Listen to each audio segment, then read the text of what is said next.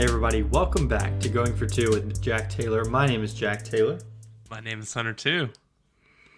And the bad man is gone. The boogeyman is gone. Zach Big Arnett has news, been fired. Yeah, it's really not a bad guy. It's a tough situation. I get it. He will be a successful defensive coordinator as he moves on from here. But as of right now, as we state, without a head coach, Greg Knox will be the interim as we move into the last two games of the season and potentially a bowl game. But yeah, that's the big news in Starkville right now. We kind of swore off of football for the rest of the year, for the podcast at least. But they just keep bringing us back in. So Hunter's definitely going to talk about that. He's been on the message boards, finding out all the hot boards and everything. So we'll see who's on the list for who could possibly be our next head coach. We're going to touch on the last couple of basketball games and just how the team's looking so far. Look ahead to the Basketball Hall of Fame Classic in Connecticut this weekend. Got a couple games there. And then we're going to go back to football and get into our pick'em. Yeah, super excited about this episode. Got a little bit of everything. Yeah, we don't have an intro just because the oh my god, because Coach got fired. Because the coach got fired. That bit of Jack stuttering was actually the intro. If you thought that was real, it's a joke on you. It's good acting, Jack. You can see it written down on our script. Jack Forget how to speak. That was actually like the closest we've had to cutting anything in a long 3 while. years. Yeah. Geez. Sorry about that. That was crazy. But yeah, let's talk that football, Hunter. Yeah. Zach Arnett fired. I like that Selman did this. In previous years, and previous decades, Mississippi State doesn't make a move like this. And in the past, they've had coaches fired, always let them finish out the season before you fire them, and even if you fire them, let them finish out the season. Right. So it's a very not Mississippi State thing to do. I don't want to be too hopeful for this coaching search because, we haven't seen what Zach Selman's actually done, but the dude can read a prepared statement better than anyone. Right. Mm-hmm. And he makes it sound like he has connections literally everywhere. Which he does, because if you have Oklahoma connections, you have college football connections. Right. That's just how it is. And I'm excited for the search to get going. The names that we're seeing, it's a little weird because it's early. Some of the names are Jamie Chadwell, and then G.J. Kinney, I'm not sure. Rhett Lashley from SMU, Tom Herman from FAU, former Texas coach, Jeff Lebby. He's I think the only coordinator right now on any of the boards. Mm-hmm. Yeah. Lance Leipold, he's on there. I wish Chris Kleiman at Kansas State was on there. I don't exactly know why he's not. Yeah. I think he's a better coach than Lance Leipold. But I'm not sure why he's not on there. Is he the only coach they've had since Snyder? I think they had Snyder's. Did they have a kid? Did they? Sure. I'm not sure. I actually think this might be their second coach since him. But anyway, regardless. And then John Summerall at Troy. From those options, and I think lately Willie Fritz has been a late addition. And then Glenn Schumann, he's a young defensive coordinator, kind of he's going to get interviewed for the Texas A&M job, and people are probably going to clown A&M for that. Yeah. I mean, Oregon hired Georgia's defensive coordinator, and I don't think that was a bad decision in hindsight. It's turning out pretty good for them. He seems pretty awesome. But out of those options, I know I don't want John Summerall from Troy. Yeah. There's just something about it I don't want. I don't really want Willie Fritz from Tulane. Seems kind of old. Um, I just don't know about that one. But Is there towards any word on like Malzahn or Mullen? Malzahn's been on there a little bit, but it seems like he's kind of positioning for the Arkansas job, which that will Okay. eventually open up. He was at Uh, Arkansas at one point, wasn't he? I, was he Arkansas State? That Yeah, may have been it. Arkansas State. And then Dan Mullen has been the big topic of discussion. Will Dan Yeah. come back? Will Mississippi State ask him to come back? It feels weird being the. I know it wasn't a state fan during like the big times of him flirting with other schools Yeah. consistently, but it's weird seeing him kind of do that same thing, but flirting with Mississippi State. You're right. Right. Like he did that whole interview. He was like, "I'm just not sure if right now is the best time, but you can never say never. You just never know if it's the right situation." And uh, if Lane Kiffin said something like that, we would say that's not a denial. Yeah. Right. So, how do you feel about the Dan Mullen situation? Um, I feel like it would be a good thing from the fact that you kind of know what you're going to get. I mean, you know, the 7-8 win mark is going to be reached just about every year. I feel like he might have learned his lesson in the grass is greener aspect. Like, there's a chance we get Dan Mullen and he's here for the next 15 years. And how drastic of a change would that be from what we've seen just in the last 5 years from Mississippi State coaches? I mean, we're about to have our fourth coach in uh, what, 5 years, something like that. It's crazy. So, I mean, having a coach for any extended period of time is going to be different than what we're used to now. But I mean, I do think there's a chance. I mean, if Dan, Wait, we're hiring our fifth coach in 7 years. right, God. it's wild. I mean, and it's going to be hard to get any new face in here like with that expectation. I mean, we're Mississippi State. We're by all accounts an average football team, and probably easily lower half in the SEC usually. I mean, it's going to be hard to convince a coach to come here. We're always the school that's going to be first chances and last chances, and I guess that's still the case if it's Dan Mullen. I'm not saying we're necessarily his last chance, but he's not coaching right now, so I don't know. Dan Mullen makes sense in the fact that he knows the expectation. I mean, he is a familiar face here, so it's not like a new guy coming in with some crazy expectation. But I don't know. Part of me just thinks it would kind of be a lazy hire. Like, you do this whole search and then just end up with a guy that you've had before. That does sound very Mississippi State. It does. It does. It just kind of feels like an inside hire, even though he hadn't been here in 6 years, 7 years. How many years do you think we need to give the next coach? Like, regardless of how it's going, at some point there has to be a stabilizing force, and we just have to let it ride. I know it hasn't been Mississippi State's fault. Yeah, I'll I'll be totally honest. I think that the Joe Moorhead experience, it ended after 2 years. I think it would have been. I mean, I know there's always the speculation. Like, if we had lost that 2019 Egg Bowl, was Joe Moorhead going to get fired after that game?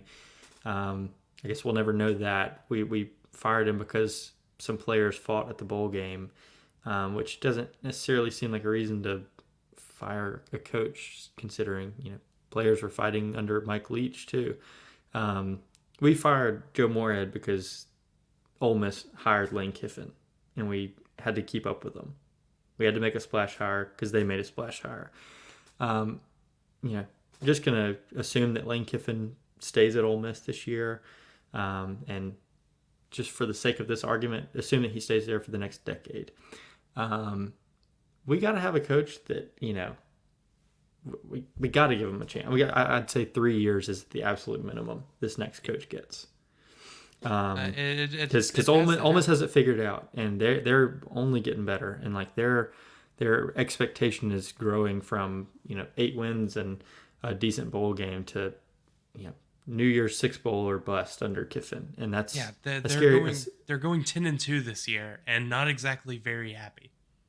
Right, like in the 12-team playoff, they will be a regular in that, and I mean I don't exactly know the format, but I assume they're going to make it, several times in a decade, and that's scary as like the in-state rival who's quickly becoming the little brother in the state because of a flash hire that Ole Miss made that's really panning out for them. So, and I hate that right now you just mentioned it to me before we started the podcast. Like if Mike Leach was still living, we might be having the conversation. What was the better hire that off season? But we're not having that argument. So yeah, I think what.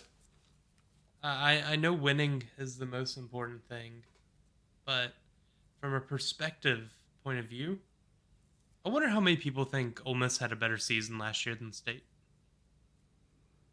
National perspective, everybody thinks that. Yeah, because the offense was fun, and I think Mississippi State needs to finally go have a fun offense, and that's why I took John Summerall off of mine at Troy. I don't want another defensive guy who wants to control the ball all game.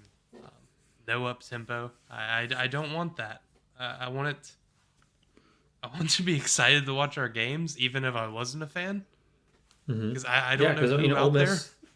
Ole Miss did have the fun offense, and since Kiffin's been there, whether Jeff Lebby was there or not, they have a fun offense. And also their schedule last year did help them a lot with starting out 8-0, getting to be a top 12 team. Like that helped them a lot. So national perspective, they had it rolling, and it was just fun to watch their games. It was fun to watch their games in 2020. I mean, 2019 even when John Rice Plumlee was running the show, like they would score 50 points against. I think they scored like 40 something against the 2019 LSU team. Like, that's wild. And we haven't scored that many against them. I don't know. I just want this next hire to be someone that, even if it's not going great, because it might not go great, we can look at something and go, hey, that's cool. Mm-hmm. Because if we go in the next year and it's 6-6 and it's dreadful and the offense isn't exciting, defense isn't exciting either. It's Ole Miss isn't going to stop. Right. And we have to note that, I mean, I think the 3-year minimum, it needs to be firm. This time next year, if we look and we're, 4-6 heading into our last 2 games, it might not look great for the next 2 years, but you just got. I think we just have to let it ride. Gotta hold out. Let them change out the coordinators. Yeah, I mean, I understand that Chris Lemonis led us to a national championship, but he has finished 13th or 14th in the SEC 2 years since, and we're giving him quite the leash. So let's help a football coach out a little bit. But with that being said, I do hope that a fun offense comes with whoever gets this job. So yeah, it's pretty. I hope it can be made fun in year 1 too. Yeah, it's pretty much my entire take on it. Yeah, I guess that segues us perfectly to a team once renowned for not having a fun offense. Your Mississippi State Basket Dogs. There you go. Yeah, just for full transparency, me and Hunter said before we looked at the rankings, um, is our defense really as good as it was last year? Our defense doesn't seem like it's very good. We're fifth in the country in defense so far, so yeah, it's pretty dang good. Um, as of right now, Mississippi State 3-0. We went 2-0 since the last podcast. 2 wins at home over UT Martin and most recently North Alabama. Scored over 80 points in both of those, but gave up 63 points to UT Martin. That's awful. No, I mean, two over 20-point wins. I think we'll take them. In the game against UT Martin, Josh Hubbard hits his obviously career high and season high, and the high for anybody on our team this season. Scores 22 with 5 threes. Got a goal. How tall is he? 7 foot, I 6'11". think 7 foot or 6'11". Okay. I'm going to ask you that every podcast. That's going to become a thing. So Gotcha. He played some really big minutes. First time he did that. We didn't see him at all or not much in the game against Arizona State, but he gets into double figures. I think he had 11 in that game, and we're going to bring him up every single game. Jimmy Bell is a rebound machine, offensively and defensively. The dude just gets boards, and I know I said last time that he's really, really important with Tolu being gone, but this dude is going to find his way on the court even when Tolu's back. I mean, there's no way we can play without him. He is that good. He's averaging a double this season, averaging I think two to three blocks a game. I mean, he's a force there. I also just kind of want to give a shout out to the guy who was kind of in that role last year, but not as athletic. Will McNair at Kansas State right now, playing really well. So props to him for finding a place at his third school, doing well. But yeah, Jimmy Bell transfer from West Virginia. He is just a stud. He's super athletic, moves really, really good for a big man. And yeah, those 3 players, kind of the story of that win over UT Martin.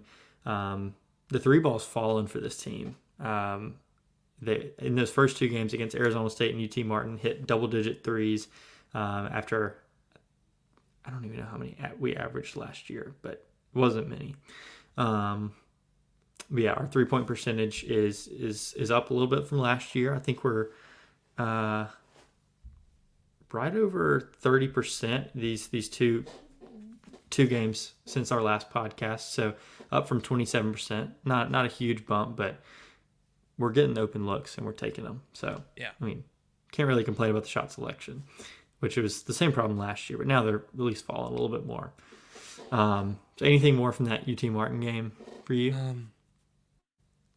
I watched more of the North Alabama one, the UT Martin one. I watched us get out to that lead, and then I think I turned on some football, sadly. Yeah. But yeah, I mean, we went in there, took care of business. I really like how we come out in the first quarter against teams. Seems like we always build a big lead around 6 minutes left in the first half, and hold on to that one for a little bit and go into half with all the momentum. It just seems like a script every game. Mm-hmm. I mean, the Arizona State game was kind of the anomaly of I think we had like a 20-point lead in the first half, which was kind of rare. I mean, we usually kind of, give up a little bit, close to that, 7-8 minute mark left, and then build onto it. But the Arizona State game, we just kind of took it the whole first half. After they were the first to 10, And another thing in the UT Martin game, Cam Matthews was great. Just fantastic. He looked like the best passer, the best rebounder, but best a lot of things other than shooter. Thanks, Josh. But it was just good to see. We're gonna make fun of Cam Matthews a lot, mainly not even for anything that he's done, but for a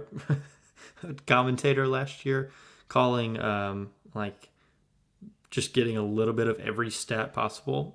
Calling out a cam line, nobody calls that a cam line. He is just lying.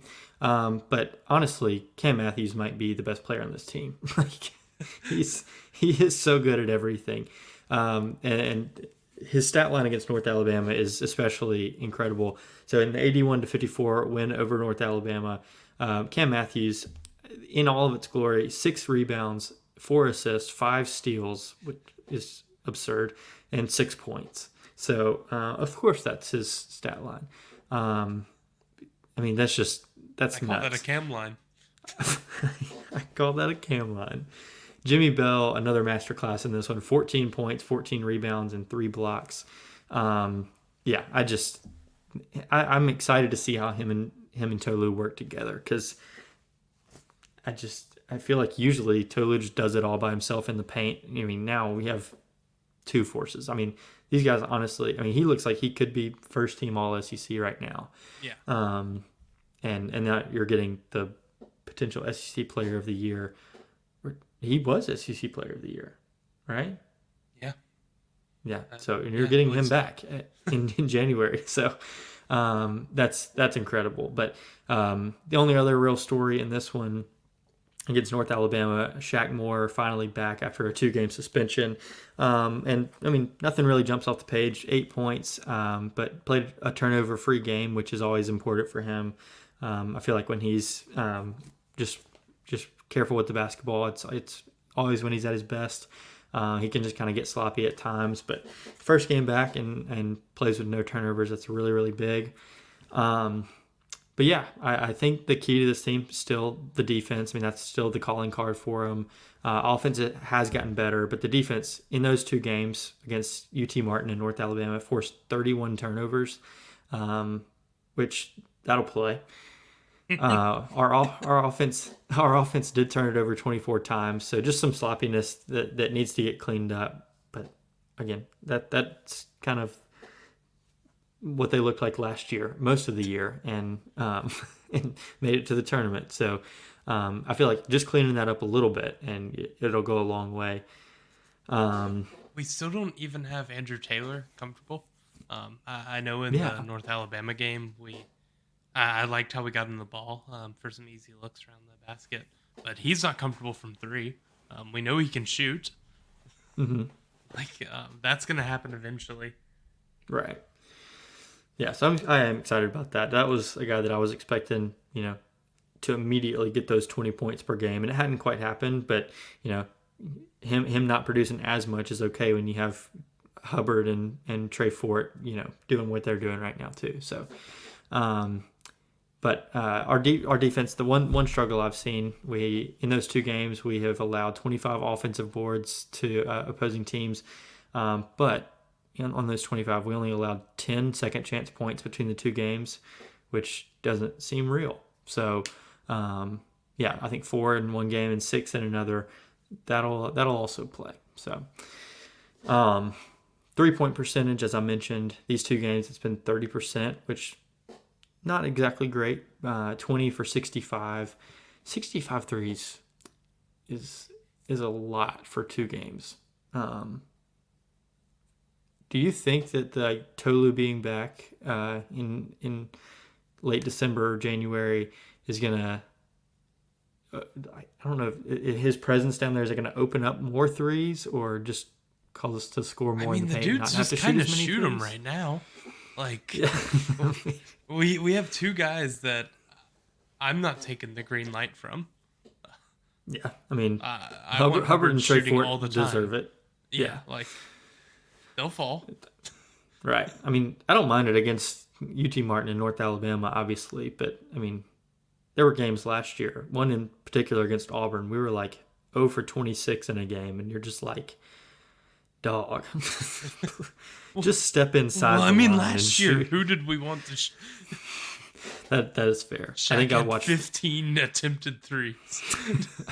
Yeah, the one game he played against North Alabama, he was 1 for 1. So he saw one fall in and said, "Nah, I'm good." But yeah, I last year I do remember watching Will McNair take a 3, and I was just like, "This team is hit rock bottom." And then they made the tournament, so it's all good.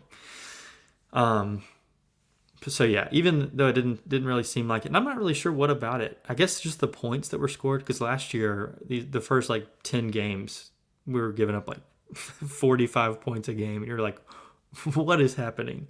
So I guess just seeing that a team scored over 60 on us already, it just kind of seems like the defense isn't where it was. But honestly, I think it's just as strong, and Tolu's presence is only going to make that better. So, Jack, um, would you like to guess Will McNair's 3-point percentage last year? is it 7? 143. Guess Tolu's 0. I'm He hoping he did didn't not take attempt one. one. Oh, man. This team. Speaking of some differences between last year to this year, this is without Tolu Smith, being added into this percentage, but we're shooting 75% from the free throw line. I was not shocked, but I was shocked to see that our percentage last year was 65%. Whew. I forgot about that. I tried to push that one back in my memory. Would you like to guess Tolu's free throw percentage last year? 49. 588. There we And go. DJ Jeffries was 579. Yeah, neither of them have taken many free throws this year, so that's good. Yeah, that's really that's what I had. And that 75%, that's actually not just from the last 2 games, that's from all 3. But yeah, 75% is a good number. Hoping that can creep up a little bit before Tolu gets back, and then he'll bring it down a little bit. So, but yeah, that was those 2 games to open up the new hump. Those were really, really good. Two pretty easy wins. North Alabama, the beginning of the second half got a little dicey, but it was, in my opinion, was never in question. So, yeah, there we go. Looking ahead, like I said, Mississippi State's playing in the Basketball Hall of Fame Classic in a state where the Basketball Hall of Fame is not even located. So, why is this in Connecticut? Play it in Massachusetts. I have no clue. I don't get it. I don't know. We're playing the Maui Invitational in Fresno, California. Isn't the Bahamas Bowl in Charlotte this year? Is it really? I think so. Well, there you go. Yeah, so we do know for a fact that we'll be playing at 11 a.m. against Washington State on Saturday.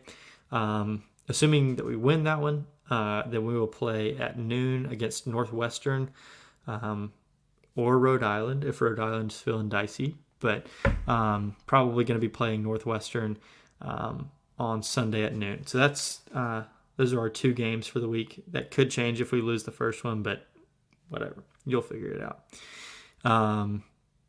Just a little background on these teams. Everybody that's in this tournament, including us, are all undefeated. Northwestern has the most impressive win, I think, with their win over Dayton. But according to Ken Palm rankings, we are by far the most talented team. So should be a fun weekend for us. Yeah. Is this on like normal ESPN? I think they're gonna be on Plus. Okay, I have that. I'll be borrowing that. All right, so that's what we got for college basketball, and we'll move into our pick'em as we move back into college football. Little update from last week. I went 10-0 for the second time this year to inch closer to Hunter. He's now up by only 7 games. And along with me at 10-0, Brooks Taylor. We had a really easy pick'em last week that Hunter only differed for me because of content. So a couple people went 9-1, but can't say their names because Brooks Taylor went a perfect 10-0. So hoping for a little bit more of a challenge this week, but I'm not sure we're going to get that. All right, game number 1, we have a game in the ACC. Number 10 Louisville at Miami. Who you got in this one, Hunter? I have Louisville here. Is this game on the CW by any chance? Is it? I don't know. Oh, never mind. Duke, Virginia is the CW game. Yes. I'm staying off of the CW then. So, all right. I'm also going to take Louisville in that one. Yeah, I'm, I'm just not picking a team that lost to Georgia Tech. All right. Game number 2. We have number 22 Utah at number 17 Arizona. The most impressive win in the Zach Arnett era was against number 17 Arizona. So, in his honor, I'll take Arizona. I'll be going Arizona as well. Utah's going to lose by 4. Utah is good enough to lose by 4 to anyone. They'll put up the hardest fight you've ever seen just to lose by 4. Mm-hmm. I like it. Go Wildcats. All right, game number 3. It's a ranked matchup in the SEC. We have number 1 Georgia coming off of a huge blowout win over Ole Miss. They're at number 18 Tennessee, who's coming off of getting blown out by Missouri. So, I'll start this one out.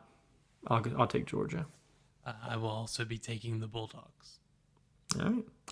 Moving on to game number 4, we have number 20 North Carolina at Clemson. Who you got? I have Clemson in this one. Okay. I'll take Clemson too. Dabo, you think there's any smoke to him leaving? No, not at all. no. I think A&M puts that dog before Christ, and Dabo doesn't agree with that. I do think there's something poetic about him possibly going to a fake military school, though. Yes. Yeah. But anyway, I'll also take Clemson in that one. I don't know. Clemson has been really, really weird this year, but the win over Notre Dame, for some reason, just making me think they're finally for real again. Game number 5, we have UCF at Texas Tech. UCF coming off of one of the weirdest blowouts of the entire season. I don't know. People thought Oklahoma State was back. Turns out they're still the same team that got blown out by South Alabama. So that might have been the weirdest blowout of the season. Yeah, thinking back. Oklahoma State involved in the 2 weirdest blowouts of the season. But what was the score? That's like 45-3 or something. Yeah. Like, I'm going to take UCF solely because of that one. Everything runs through Lubbock, including John Rice Plumlee. Good callback. All right, game number 6, we have number 21 Kansas State at number 25 Kansas in the winner's coach goes to Starkville Bowl. I'm going to take Kansas State in this one. I will as well. All right, game number 7, we have what could be America's Game of the Week if Mississippi State wasn't playing an in-state matchup. We have number 5 Washington at number 11 Oregon State. This is like almost a civil war. Almost Redacted war.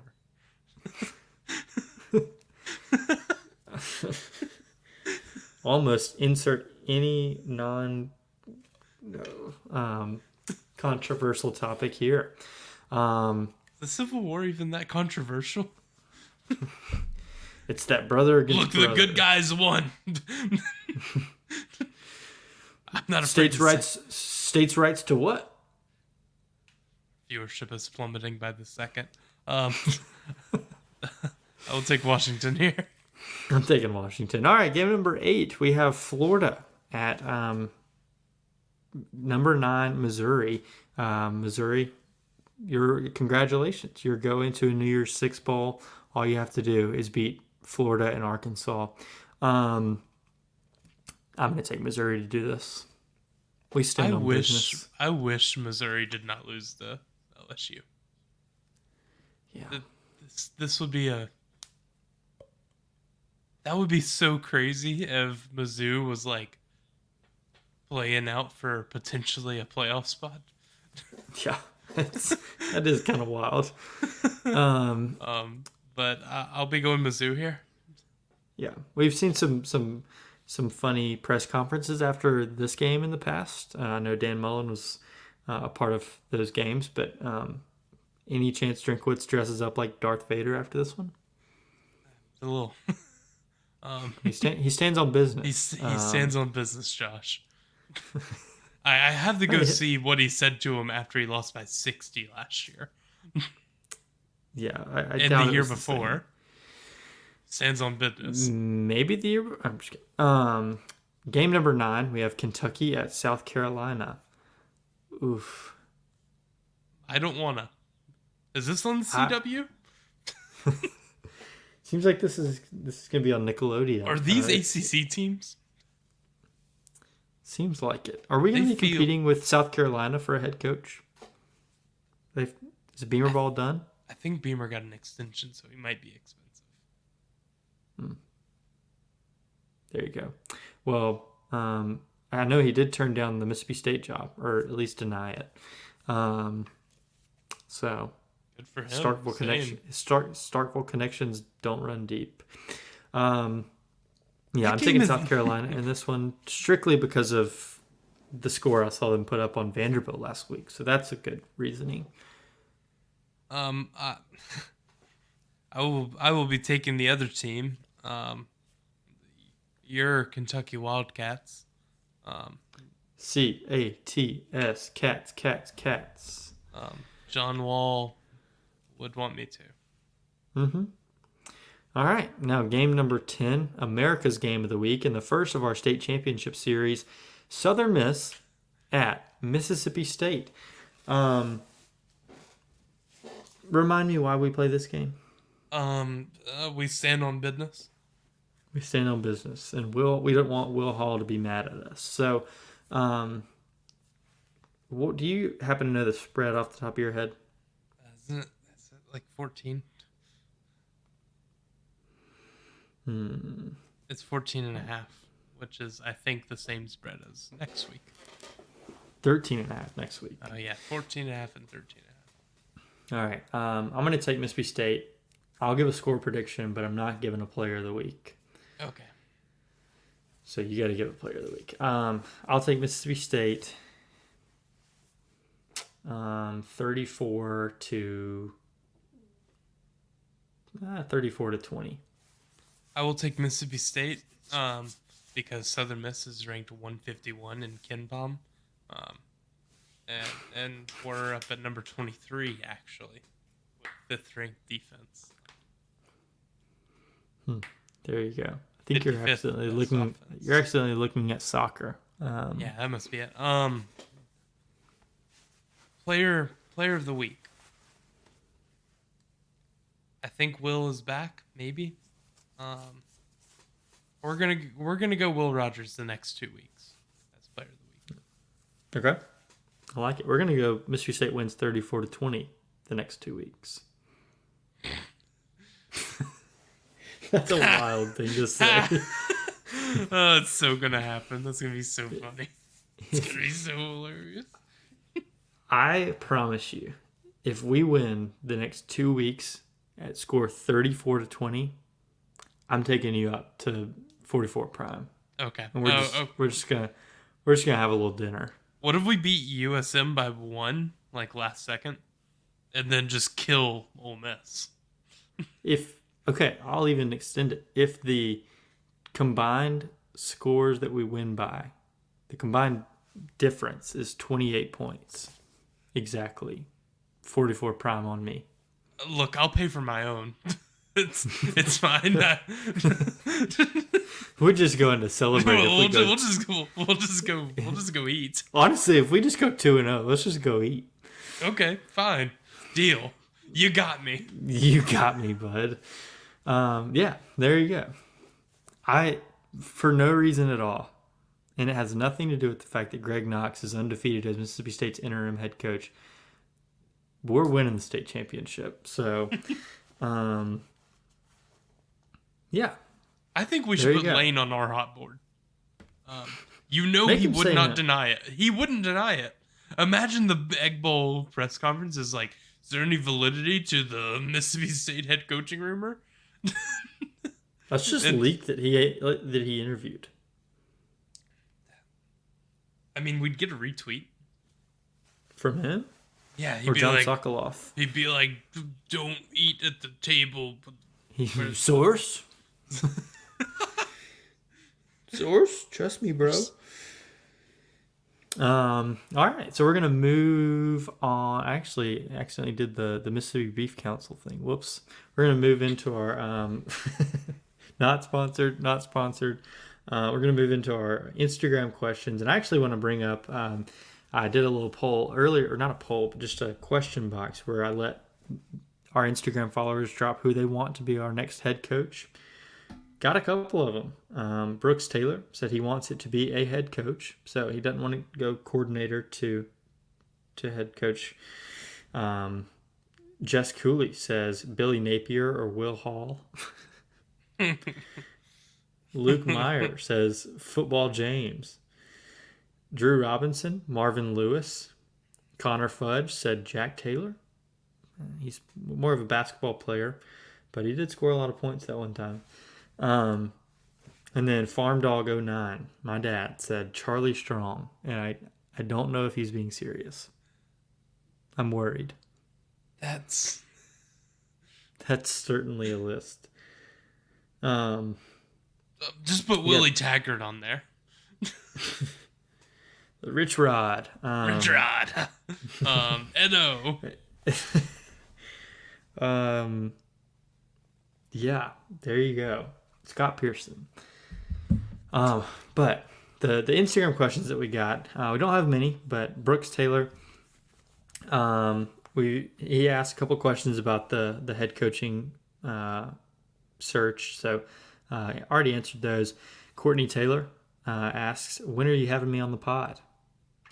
Do you want let me find the date of the post that there was a clear declaration of how many likes to get. And Courtney and Sarah can rank SEC quarterbacks, but should they have to do it retroactively and rank 2020 quarterbacks? What is it this one? Like this post for Tuesday's episode to be going for two. Sarah Vanagan. How many did it have to get? 50? If your comment gets 50 likes, you can have an episode.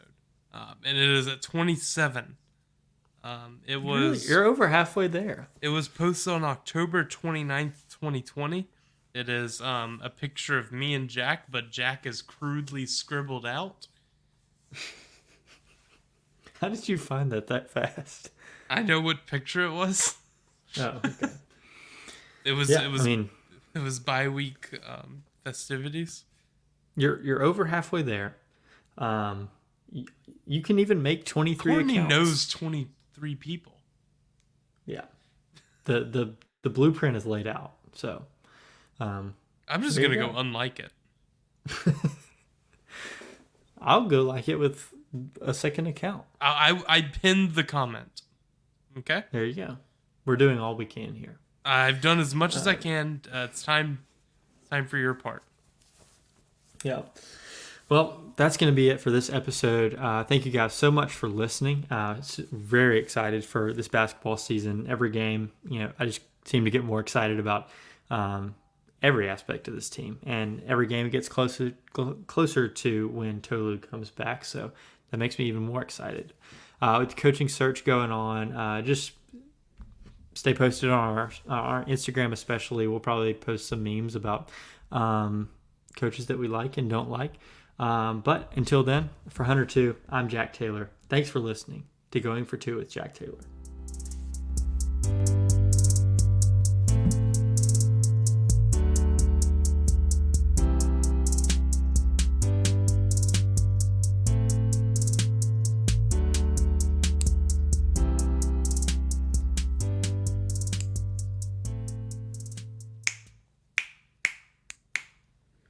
That was 160 weeks ago, and we are not posting memes of coaches that we like. Yeah, we probably won't do that. I don't know why. We'll probably be posting some memes of coaches we like. Man, this is not one of my episodes. Jeff Lebby won the Art Briles the allegations come out, and it's just a surprise cat meme. We do need to post some memes, Hunter. Send them in. We'll have a meme review. Yeah, send in your memes and we'll post them. Send in your memes about coaches you like or dislike. Why did I say that? No Jimbo Fisher memes. Those are all low quality. They're like, haha, big pay. Send in all of your Jamie Chadwell memes that you... Please send all of your stock Rhett Lashley memes. I know you have them. Oh, heck yeah. The Charles Huff memes are coming in hot.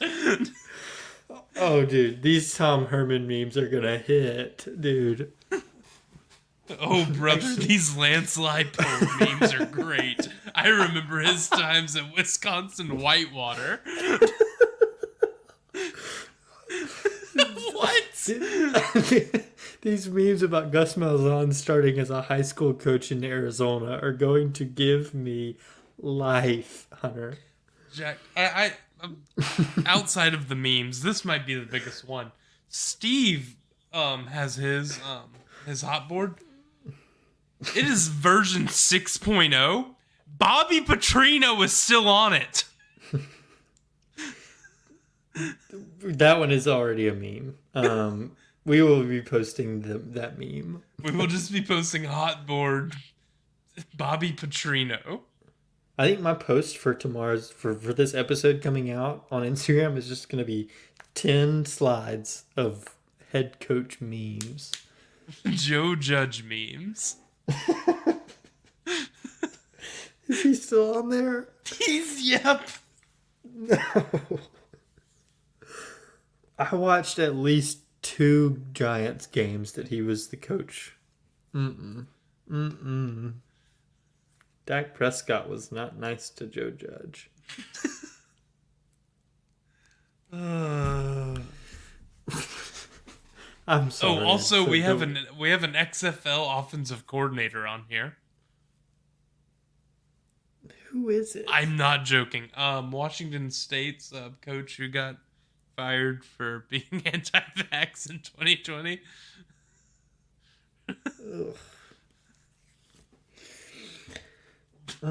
I'm sorry I said the word meme. That was an all-time rough one. Everyone send in your favorite Jeff Traylor memes. Those I cannot wait for the GJ Kinney memes.